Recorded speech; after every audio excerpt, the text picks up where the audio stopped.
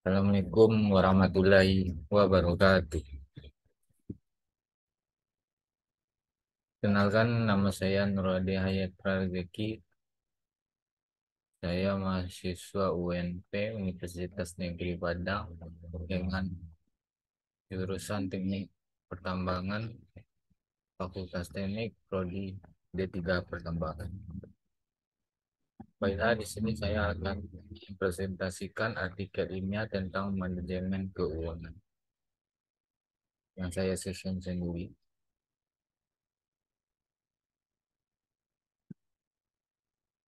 Yang pertama adalah abstrak. Artikel ilmiah dengan bahas konsep manajemen keuangan pada organisasi bisnis. Ini membahas tentang manajemen keuangan secara keseluruhan, mulai dari pengertian, prinsip, tujuan, dan fungsi manajemen keuangan serta implementasi konsep manajemen keuangan pada perusahaan. Metode yang digunakan dalam penyusunan artikel ilmiah ini yaitu pertemuan informasi tentang berbagai sumber media online di internet. Pertama yaitu bab satu pendahuluan. Sebagai negara yang sedang berkembang, Indonesia merupakan salah satu negara yang terjadi sasaran bagi para pengusaha dalam negeri maupun luar negeri untuk menambah kekayaan dan membeli saham dalam bentuk investasi. Saham merupakan salah satu jenis surat berharga yang diperdagangkan di bursa efek. Saham diartikan sebagai bukti penyertaan modal di suatu perseroan atau merupakan bukti kepemilikan atas suatu perusahaan. Siapa saja yang memiliki saham berarti dia ikut menyertakan modal atau memiliki perusahaan yang mengeluarkan saham tersebut. Para pembeli saham membayarkan uang pada perusahaan melalui bursa efek dan mereka menerima sebuah sertifikat saham sebagai tanda bukti kepemilikan mereka atas saham-saham yang kepemilikannya mereka dicatat dalam daftar saham perusahaan. Para pemegang saham dari sebuah perusahaan merupakan pemilik-pemilik yang disahkan secara hukum dan berhak untuk mendapatkan sebagian dari laba yang diperoleh perusahaan dalam bentuk dividen. Dalam menilai harga saham, sebuah perusahaan analisis aspek perusahaan sangat penting dilakukan kemampuan perusahaan dalam mengoperasikan kegiatan operasional. Perusahaan memiliki hubungan timbal balik dengan pendapatan atau laba yang diperoleh perusahaan. Hal inilah yang akan dipertimbangkan oleh investor saat akan menanamkan modalnya. Beberapa faktor yang diteliti berkaitan dengan harga saham yang dilihat dari laporan keuangan tiga perusahaan diantaranya adalah basic earning power, return on asset, finally lever earning yield, and cash. Basic earning power merupakan salah satu ukuran profitabilitas di mana mampu mengukur kemampuan perusahaan dalam menghasilkan laba. Basic earning power dihitung dengan membagi laba usaha atau operasi dengan total aktivitas aktifanya. Untuk memulai investasi, investor akan melihatkan kinerja perusahaan. Kemudian harga saham dari perusahaan yang akan dipilih selanjutnya menilai berapa banyak yang akan diperoleh bila dana investor terbatas. Namun, dalam melakukan investasi saham, seorang investor tidak cukup hanya melihat dari segi harga saham tanpa mengerti risiko dan return. Tetoi kunci un, tetapi kunci utama untuk sukses dalam investasi dan mengelolanya adalah dengan menilai aset tersebut dan juga sumber aset yang mendapatkan nilai tersebut. Bab 2 itu dasar teorinya yaitu saham merupakan salah satu instrumen pasar modal yang paling diminati investor karena memberikan tingkat keuangan yang menarik. Saham dapat definisikan sebagai tanda penyertaan modal seorang atau sepihak dalam suatu perusahaan dan perseorangan terbatas. Dengan menyatakan modal tersebut, maka pihak tersebut memiliki klaim atas pendapatan perusahaan. Klaim atas aset perusahaan dan berhak hadir dalam rapat umum pemegang saham yaitu RUPS. Menurut Sabto, saham adalah surat berharga yang merupakan instrumen bukti pemilikan atau penyertaan dari individu dan institusi dalam sebuah perusahaan. Sedangkan menurut istilah umumnya, saham merupakan bukti penyertaan modal dalam suatu kepemilikan saham perusahaan. Dan menurut Husnan Suad, saham adalah secari kertas yang menunjukkan hak pemodal, yaitu pihak yang memiliki kertas tersebut untuk memperoleh bagian dari prospek atau kekayaan organisasi yang menerbitkan sekuritas tersebut dan sebagian kondisi yang memungkinkan modalnya menjalankan haknya. Sedangkan menurut Fahmi, saham merupakan salah satu instrumen pasar modal yang paling banyak diminati oleh investor karena mampu memberikan tingkat pengambilan yang menarik. Saham adalah kertas yang tercantum dengan jelas nilai nominalnya, nama perusahaan, dan diikuti dengan hak dan kewajiban yang telah dijelaskan pada setiap pemegangnya. Kemudian menurut Darmaji dan Fakhrudin, saham ialah tanda penyertaan atau pemilikan seseorang atau badan dalam suatu perusahaan dan perseorangan terbatas. Saham terwujud selebar kertas yang menerangkan bahwa pemilik kertas tersebut adalah pemilik perusahaan yang menerbitkan surat yang berharga tersebut. Saham merupakan salah satu jenis surat berharga yang diperdagangkan di bursa efek. Saham diartikan sebagai bukti pernyataan modal di atas perseorangan atau merupakan bukti kepemilikan atas suatu perusahaan. Siapa saja yang memiliki saham berarti dia ikut dalam menetapkan modal atau memiliki perusahaan yang mengeluarkan saham tersebut. Dalam bahasa Belanda, saham disebut andel, dan dalam bahasa Inggris disebut dengan share. Dalam bahasa Jerman disebut dengan aktif, dan dalam bahasa Prancis disebut dengan action. Semua istilah ini mempunyai arti surat berharga yang mencantumkan kata saham di dalamnya sebagai tanda bukti kepemilikan sebagaimana saham perseorangan dikeluarkan atas nama pemiliknya. Berdasarkan pasal 60 Undang-Undang Nomor 40 Tahun 2007, saham merupakan benda bergerak yang memberikan hak untuk menghadiri dan mengeluarkan suara dalam RUPS, menerima pembayaran dividen dan sisa kekayaan hasil likuidasi, serta menjalankan hak lainnya berdasarkan undang-undang. Wujud saham adalah sumber kertas yang menerangkan bahwa pemilik kertas itu adalah pemilik perusahaan yang menerbitkan kertas tersebut. Jadi, sama dengan menabung di bank. Setiap kali kita menabung, maka kita akan mendapatkan slip yang menjelaskan bahwa kita telah menyetor sejumlah uang dalam investasi saham yang kita terima, bukan slip melainkan saham. Terus nilai saham. Ada beberapa nilai yang berhubungan dengan saham, yaitu nilai buku, nilai pasar, dan nilai intrinsik. Nilai buku. Nilai buku ia nilai aset yang tersisa setelah dikurangi kewajiban perusahaan jika dibagikan.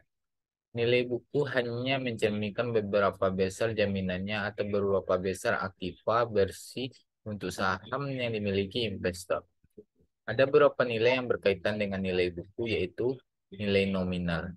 Nilai nominal yaitu nilai yang ditetapkan oleh emiten. Nilai nominal dari suatu saham merupakan nilai yang kewajiban yang ditetapkan untuk setiap lembar saham. Kepentingan dari nilai nominal adalah untuk kaitannya dengan hukum. Dengan hukum, nilai nominal ini merupakan modal per lembar yang secara hukum harus ditahan di perusahaan untuk proteksi. Kadangkala suatu saham tidak mempunyai nominal. Untuk saham yang tidak mempunyai nilai nominal, Dewan Direksi umumnya menetapkan nilai sendiri per lembarnya. Jika tidak ada nilai yang ditetapkan, maka dianggap sebagai modal secara hukum adalah semua penerimaan bersih yang diterima oleh emiten pada waktu yang mengeluarkan saham dan bersangkutan. Kemudian agio saham. Agio saham ialah selisih harga yang diperoleh yang dibayarkan investor kepada emiten dikurangi harga nominal atau selisih yang dibayarkan oleh pemegang saham kepada perusahaan yang nominal sahamnya. Misalnya, nominal saham bisa per lembar adalah Rp5.000. Dengan saham ini kita dijual sebesar 8.000 per lembar. Maka agio saham per lembar adalah sebesar Rp3.000. Agio per lembar dikalikan dengan jumlah lembar yang dijual. Pemegang saham laba yang tidak dijualnya. Kemudian nilai modal disetor. Nilai modal disetor ialah total yang dibayarkan oleh pemegang saham kepada perusahaan emiten, yaitu jumlah nilai nominal ditambah dengan agio saham. Misalnya nilai nominal saham biasanya per lembar dari 5.000 dan saham dijual sebesar 8.000 per lembar, maka agio saham per lembar adalah sebesar 3.000. Agio agio per lembar dikalikan dengan jumlah yang dijualnya. Kemudian itu laba ditahan. Laba ditahan merupakan laba yang tidak dibagikan kepada pemegang saham. Laba yang tidak dibagikan ini diinvestasikan kembali ke perusahaan sebagai sumber dana internal nilai buku. Nilai buku adalah di mana per lembar saham menunjukkan nilai aktiva bersih yang memiliki pemegang saham dengan memiliki per lembar saham. Karena aktiva bersih adalah sama dengan total ekuitas pemegang saham. Maka nilai buku per lembar saham adalah ekuitas dibagi dengan jumlah saham yang beredar. Kemudian metode penelitian. Metode penelitian yang digunakan pertama objek penelitian. Dalam penelitian ini, lingkup objek penelitian yang ditetapkan penulis sesuai dengan permasalahan yang adalah kinerja keuangan perusahaan yang menggunakan analisis rasio-rasio keuangan yaitu current ratio, debit ratio, total asset turnover, earning per share, dan harga saham pada perusahaan sektor barang konsumsi yang terdaftar di Bursa Efek Indonesia periode 2007 sampai 2010. Kemudian unit penelitian. Dalam penelitian ini, penulis menetapkan unit penelitian sesuai dengan permasalahan yang diteliti mengenai kinerja keuangan perusahaan dan harga saham, yaitu data laporan keuangan tahunan perusahaan dan merekam data pergerakan. Harga saham merupakan sektor barang konsumsi yang terdaftar di Bursa Efek Indonesia periode 2007 sampai 2019. Ketiga, pendekatan penelitian. Metode penelitian digunakan yaitu metode penelitian deskriptif asosiatif dengan pendekatan kuantitatif. Pendekatan penelitian deskriptif menurut Sugiono adalah bahwa penelitian deskriptif merupakan penelitian yang dilakukan untuk mengetahui nilai variabel mandiri, baik satu variabel atau lebih, tanpa membuat perbandingan atau menghubungkan dengan variabel lain. Penelitian deskriptif dilakukan untuk mengetahui current ratio, debit and equity ratio, total asset, turnover, earning per share, dan harga saham pada perusahaan sektor barang konsumsi yang dijadikan sampel penelitian. Kemudian pembahasan yaitu pengertian manajemen keuangan. Banyak pengertiannya, teori yang menjelaskan tentang manajemen keuangan yang menurut Pak ini yaitu J.F. Ranulay. Manajemen keuangan bagian dari manajemen Duanes. Beliau melanjutkan aktivitas manajemen keuangan adalah aktivitas pengelolaan sumber daya yang ada dan dilakukan secara cermat sehingga mengeluarkan yang dilakukan sejalan dengan tujuan bisnis. Sedikit berbeda dari pengertian dari J.F. Ranulay, Yusuf Westship melihat keuangan manajemen sebagai metode pengelolaan sumber daya yang efektif untuk mendapatkan proses efisien. Sedangkan Goodman dan Dougal dalam buku Korporat Keuangan mengatakan bahwa manajemen keuangan ada keseluruhan yang bersangkutan perencanaan, pengawasan, pengembangan, dan administrasi keuangan yang digunakan pada bisnis.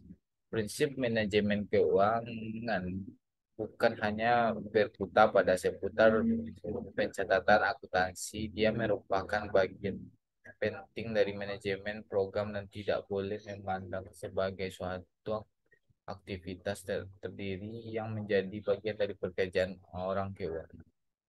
Terdapat 7 prinsip manajemen yang perlu diketahui. Yang pertama, akuntabilitas. Akuntabilitas adalah sebuah kewajiban moral hukum yang menetap dalam individu, kelompok, atau perusahaan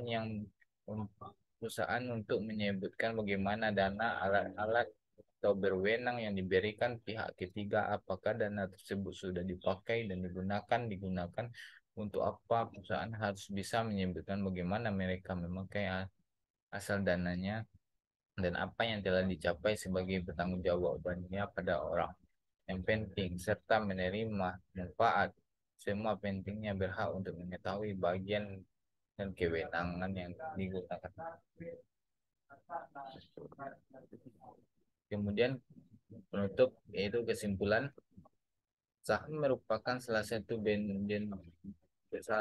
jenis surat berharga yang diperdagangkan di bursa efek. Suatu perusahaan dapat menjual hak pemiliknya dalam bentuk saham. Jika perusahaan-perusahaan yang mengeluarkan satu piala saham saja, sama ini disebut dengan saham biasa. Untuk menarik investor potensial lainnya, suatu perusahaan mungkin saja mengeluarkan kelas lain dari saham, yaitu yang disebut dengan saham preferred atau saham treasury. Yang kedua yaitu syarat. Kami selaku penyusun artikel sangat menyadari masih jauh dari sempurna dan tentunya banyak sekali kekurangan dalam pembuatan artikel ini. Hal ini menyebabkan karena keterbatasan kemampuan kami. Oleh karena itu, kami selaku pembuat artikel ini sangat mengharapkan kritik dan saran yang bersifat membangun. Kami juga harap artikel ini bermanfaat khususnya mahasiswa dan lainnya. Sekian dari presentasi artikel bahasa Indonesia yang tentang manajemen keuangan. Kalau ada salah dan janggal saya mohon maaf. Wassalamualaikum warahmatullahi wabarakatuh.